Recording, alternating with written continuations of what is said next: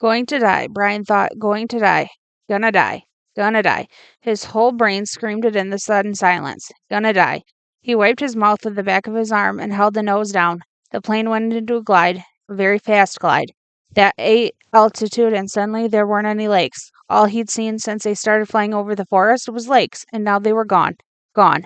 Out in the front, far away at the horizon, he could see lots of them. Off to the right and left, more of them, glittering blue in the late afternoon sun. But he needed one right in front.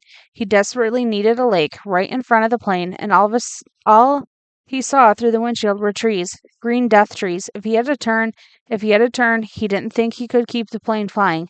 His stomach tightened into a series of rolling knots, and his breath came in short bursts. There, not quite in front, but slightly to the right, he saw a lake, L-shaped, with rounded corners, and the plane was nearly aimed at the long part of the L, coming from the bottom and heading to the top.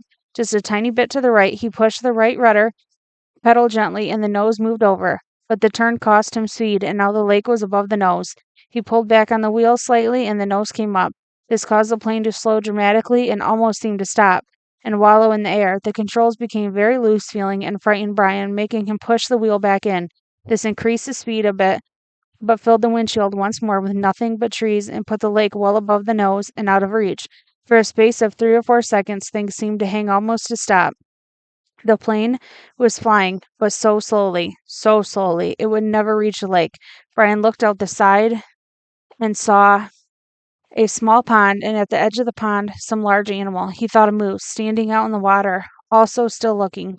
So stopped. The pond and the moose and all the trees, and he slid over them now, only 300 or 400 feet off the ground, all like a picture. Then everything happened at once.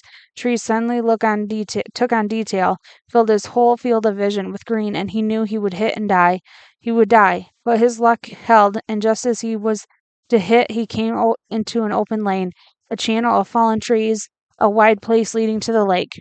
The plane committed now to landing, to crashing, fell into the wide place like a stone, and Brian eased back on the wheel and braced himself for the crash, but there was a tiny bit of speed left, and when he pulled on the wheel, the nose came up, and he saw in front of the blue of the lake. In that instant, the plane hit the trees. There was a great wrenching as the wings caught the pines at the side of the clearing and broke back, ripping back just outside the main braces. Dust and dirt blew off the floor into his face so hard he thought there must have been some kind of explosion. He was momentarily blinded and slammed forward in the seat, smashing his head on the wheel.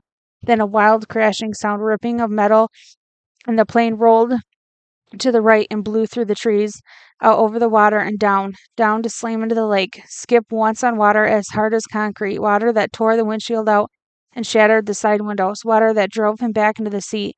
Somebody was screaming as the plane drove down into the water. Someone screamed tight, animal screams of fear and pain, and he did not know that it was his sound, and that he roared against the water that took him, and the plane still deeper down in the water. He saw nothing, but sensed cold, blue-green, and he raked at the seatbelt catch, tore his nails loose on the hand. He ripped at it until it released, and somehow, the water trying to kill him, to end him, somehow he pulled himself out of the shattered front window and clawed up into the blue, felt something hold him back, felt his windbreaker tear, and he was free, tearing free, ripping free.